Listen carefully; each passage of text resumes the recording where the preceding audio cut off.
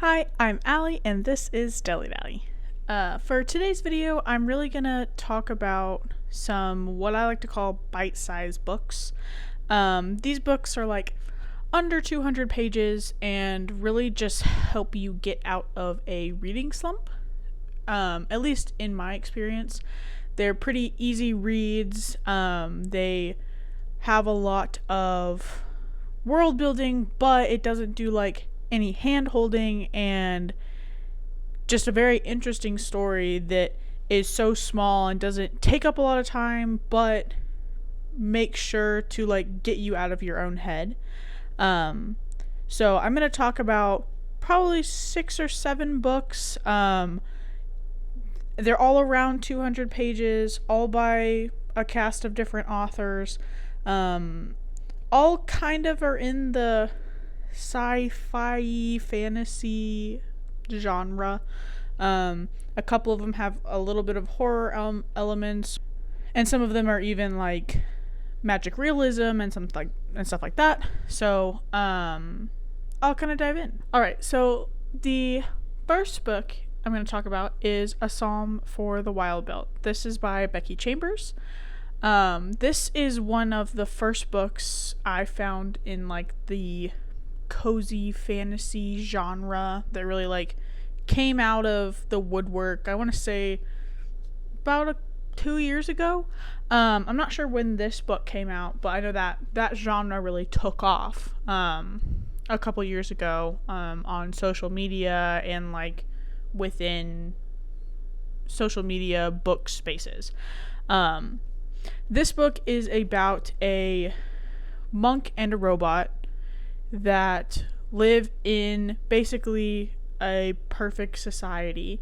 The monk is a tea monk that basically they just go around the like continent that they live on and serve tea to the people in their communities and kind of just give that like those communities a person to talk to. And this robot comes out of the forest, which robots have not been a thing in this community for a very long time. They used to exist and then didn't and went out into the wild. But this robot comes back with the question of like, what does human society need? And basically it follows those two characters through that relationship, trying to answer that question, and is honestly just a great story about what questions people have about life in general, about finding your purpose, about just knowing what to do after you think you've found the answer, kind of thing. I really enjoyed this book. It's a very quick read. Like I mentioned a little bit earlier, it doesn't do a lot of hand holding in the world, so it throws a lot of information at you the first like couple of chapters, but once you're in it, it's very easy to understand. So I really enjoyed this book, and the second book on this list is actually going to be the second book in this series. So the second book in this series is A Prayer for the Crown Shy. It basically is just an extension of the story from the first book. So it follows this same tea monk and the same robot. And they continue on this journey, and with the answers that they kind of found and were finding in the first book, they kind of continued down that journey. So one of the things with this tea monk, they kind of talk about how they aren't like feeling fulfilled and are really struggling in the world of being like, I keep finding these things that I think I'm good at and I really enjoy, and then after a little bit they start to lose the luster that they originally had, and so they kind of get stuck in this rut of, I thought I found what I was supposed to do and now it doesn't feel right anymore. And the robot is still with this tea monk, so they still have those conversations about like what it is to be a human and the human condition and all that type of stuff in a world that is safe enough to explore those questions without the scarcity of having to figure out your life, like in the real world, where if you're really struggling trying to figure out like what job you want to do and all that type of stuff, like it's very scary because you have to think about how you're going to buy groceries the next week. So this explores that without having to worry about the necessary evils of real life as far as like rent and like the cost of living and stuff like that. So I really enjoy both of these books. They're really easy to read. They're very fun. Becky Chambers is one of my favorite authors. I even have another book by her on this list. But they really just get it when it comes to easy storytelling with a world that is more complicated and needs explanation, but is also very close to our own, to where the conversations about the human condition and what the world looks like is not so far out of our reach that we need 300 or 400 pages to figure out what's going on. So highly recommend these two. They are both very good books and very fast reads for if you really need to just get out of your head and get out of a reading slump. The next book that I have on this list is Before the Coffee Gets Cold by Toshikazu Kawaguchi. I might be pronouncing that name wrong, but this is a series of, I want to say 5 or 6 books at this point. But it is a book that is magical realism, I would say. It is about a coffee shop where there is a specific table that you can order a cup of coffee and go sit at, and while you are sitting at that table, you can talk to one person in your life that you don't have the ability to talk to anymore, like someone that has died or someone from their past, and you only have that conversation that with that person as long as the coffee is hot. As soon as the coffee gets cold, that interaction is over. It's such an interesting concept. I believe there's like 4 or 5 different characters that we get to see this experience of. And they're all dealing with some type of grief or loss, or just need to have another conversation with these people that they just can't have anymore. It's almost going back in time to have this conversation, but even at some points it's just kind of to get closure with our characters and with whatever situation they are in. This one does not need a lot of world building. It's basically in our world, other than the fact that this coffee table and this cafe has this magical element in this one specific place. I really enjoyed this book. I really love, again, it's another book that kind of talks about what it's like to be a human in this world, and just with a little bit of something else, you get to explore that other thing in like a safe capacity. So this is dealing with like grief and loss and just like unanswered questions without having the unanswered questions, like getting the answers and having closure. So I really enjoyed this. It's a really quick read. There are about, like I mentioned earlier, 5 or 6 other books in this series. I don't remember off the top of my head. I have not read the other books in this series. I really loved where this one left off, and I just felt like it was the perfect bite size. Like I didn't need anything else to it. You'll kind of see this going forward. I'm very bad about finishing series, and if books I feel have a good ending, I kind of just won't finish the series. So this is one of those where I just really enjoyed this as a whole, and I was like, all right, this is it. This is perfect for me. And I really enjoyed this book. So it was very fun. Before the Coffee Gets Cold also was translated from Japanese by Jeffrey Troselot. So this is very, just wanted to mention that. I wanted to mention that it is a translated work. So the next book is a recent read that I just read actually this weekend.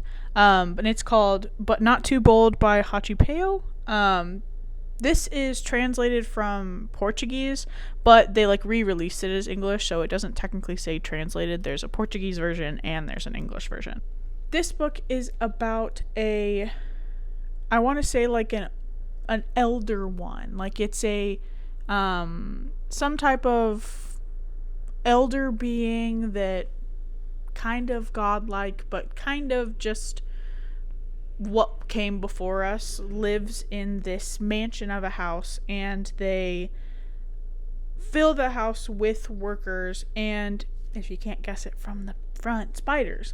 And the main character of this book is the brand new Keeper of Keys, because the first Keeper of Keys was this really isn't a spoiler, it's the first page, was eaten by the elder being that owns the house.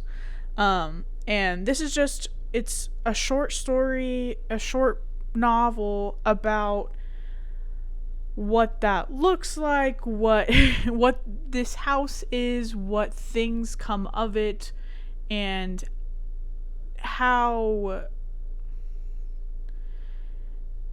this house is built around this elder being supporting all of these people that work for them and making sure that they're safe and good, other than the one she eats, but that's beside the point. And also a story of love. It's compared to Shape of Water and Mexican Gothic. I've never seen the Shape of Water movie, but I really did like Mexican Gothic, and it does kind of fit the same creepy, don't really understand vibe. So this is another one that has very quick world building, because it's a step to the left of our real world. It's the same type of thing of oh, this is just a house with caretakers and maids and cooks and all this type of stuff. And then there's this elder being that also owns the huge house. So, and that's kind of the focal point. But I really enjoyed it. I had a lot of fun. It's both a romance and dark fiction and magic realism and horror. It's kind of a little bit of everything. But I had a lot of fun in it. And again, a very quick read. I read it, I think, in 3 or 4 hours, just at a coffee shop and throughout a vacation I was taking. So, really recommend it. It was really good. All right, I said she was going to come up again. So this next book is To Be Taught If Fortunate by Becky Chambers. This is the same author that wrote the first 2 books. This book is not in that series, and it is about a group of astronauts that go up to space to find other livable planets. But in doing that, the astronauts in here are given some biological technology that basically gives them the powers of Darwin from X-Men. If you've seen X-Men First Class, the one with Jennifer Lawrence and all of them, there's the other actor that plays Darwin, and basically he adapts to his environment and then automatically dies. Spoiler, I guess, for X-Men First Class. But that's basically what these astronauts have, is they are given some serum before going up to space to look at these inhabitable planets, and their bodies, during the travel in between these planets, their bodies adapt to what they need for that planet that they're visiting. One, I think, is so cold that their bodies start to produce antifreeze, the stuff you put in your car, so that they don't freeze when they walk outside. So this is very interesting. And again, a lot of these, you will find a theme. A lot of these talk about what it's like to be a human. So this is a very interesting way to look at it, of going up into space, looking for livable planets, doing the research that in theory this other Earth on here is, or in this book, is looking to find, so that they have other places to live. And these people become so far removed from humanity with having these Darwin-esque powers of, I don't want to say powers because it's in theory in the book science, very loosey-goosey, but that's how Becky Chambers is, and it's perfect and I love it. But it's very much, they lose their touch on humanity and what is going on their planet, because they are going through all of these changes to adapt to these planets. And also because they're having to travel from planet to planet, it's been years by the time they get to planet number 2 of the 4 that they're looking at. And so it really just talks about what their thoughts are, and it's written in like a notes back to, hey, this is a recount of all of that we've done. So I really enjoyed this book. The science is loosey-goosey, and it's really fun, and I really liked it.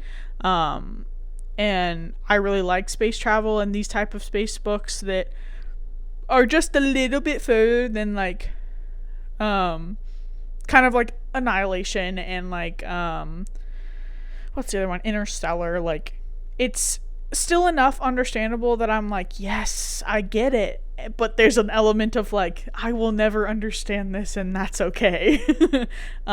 So I really enjoyed this book. Again, a really quick read. And if you are into sci-fi, this is a great way to like kind of get a fresh drink of water with like space operas and like deep sci-fi that you need a lot of world building. Like, this is very minimal world building, especially because you go to like 3 or 4 different worlds, and it's based off astronauts coming from Earth, so it's very little stuff that you have to like pick up on before you are in the story. But even if you don't like sci-fi, this is a great easy way to pick up sci-fi, just on the fact of it is more about the relationships and the humans, and they just happen to also be in space and changing like Darwin from X-Men. All right, the next book that I have is called The Deep by River Solomon. It also has a note with David Diggs, William Hutson, and Jonathan Snipes. So those last 3 names are actually the artists in the musical group called Clipping. This book is based off of a song that the Clipping did called The Deep. The song The Deep by Clipping, one of the first lines in that song is talking about how there is a society of mermaids that were basically made by throwing pregnant women from slave ships off the ships and into the ocean. And the babies were basically kept in water in utero or in the fluids, and then birthed into the ocean, which created then mermaids, or at least this type of mermaid. So the song is great. Highly recommend. Go listen to that. I'll throw it in the description. So that's how that song starts, and River Solomon wrote a whole book on the story of that. So basically what this book is about is those mermaids, is the mermaids that Clipping talks about in that song. And it's one character called and they are called the historian of this society of mermaids. And they are the ones that hold all of the memories for this society, because the memories of their ancestors are so painful and heartbreaking that they don't want this to hurt their society. They want to keep them all. Like, they want to make sure that their history is kept and is able to be looked at and remembered. and that this historian will remind them of things that have happened in the past, but they want to be able to have a community that isn't hurt by all of those things that happened in the past. This is a beautifully written story about generational trauma and pain and happiness and the beauty found with remembering these things. And this book really dives into what a society would look like if only one person had to deal with all of that pain, but it also talks about how that's how we build societies, is learning from those experiences to make sure that history doesn't repeat itself and that we grow and make sure that we don't forget where we came from to make sure that we know where we're going. I highly recommend this book. It's, I want to say again, another one under 200 pages. This one did take me a little bit longer to read. It's not a quick read, but it is like a very different story than what I normally read. So this book is a little bit of a longer read, I would say. It's not as quick and easy to pick up because it does deal with a lot of heavy topics. But again, it is just fantastically written. It is a story that really has stuck with me. I think I've read this book twice at least, and I think the first time I read it, I think it was about 4 or 5 years ago, and I still to this day really love that book and think about it a lot. So I highly recommend that book. I highly recommend listening to the clipping song as well. Both are fantastic. So the last book that I have is called When Among Crows by Veronica Roth. Yes, Veronica Roth also wrote the Divergent series, and if you turn the camera a little bit to the left, you would literally see that they're all sitting on the shelf directly next to me.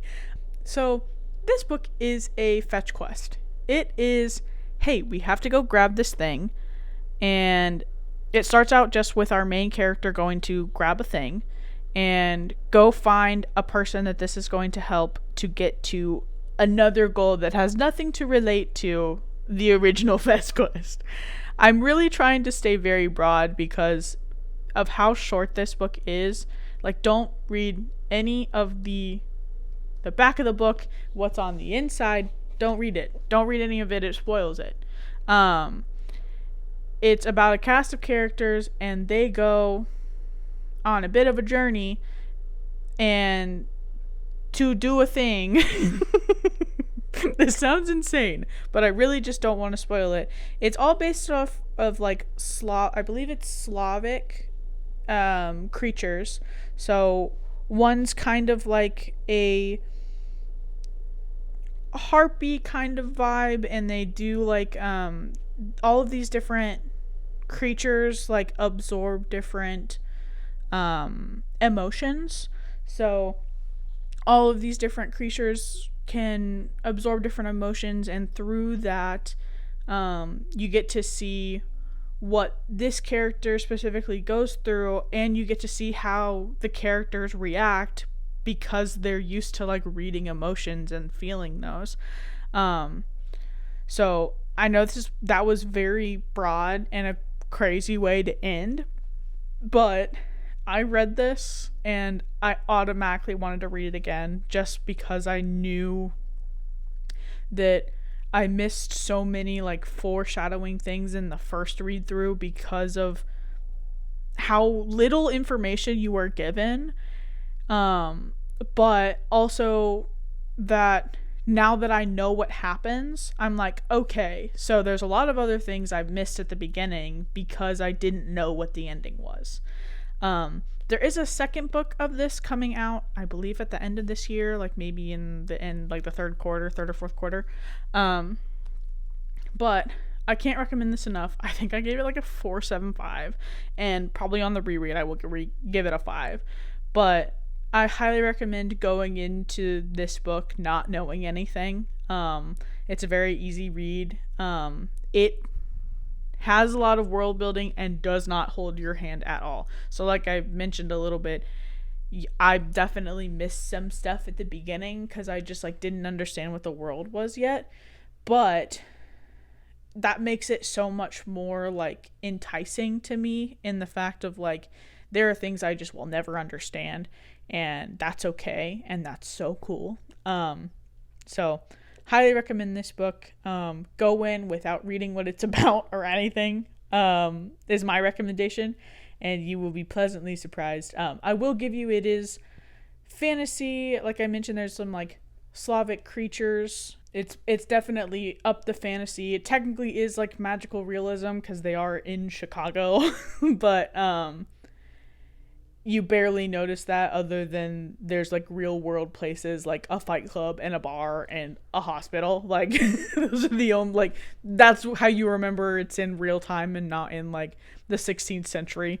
So highly recommend. So those are all of my bite-sized books that I really recommend. These are all books that I either helped me get out of a reading rut that I just like wasn't finding anything I was really enjoying, or they were very much a reminder that I don't have to read 600, 700 page books to be a reader. I can read ones that are 100, 200 pages and still feel the depth of a story and love of a world without spending hours upon hours with these characters. I can do it in 100 pages. So with that being said, I think that's all I've got. So like and subscribe. Let me know if y'all have read any of these books or like any of these books, and give me any recs for any other bite-sized books, and maybe we'll do another one of these. But thank you for watching.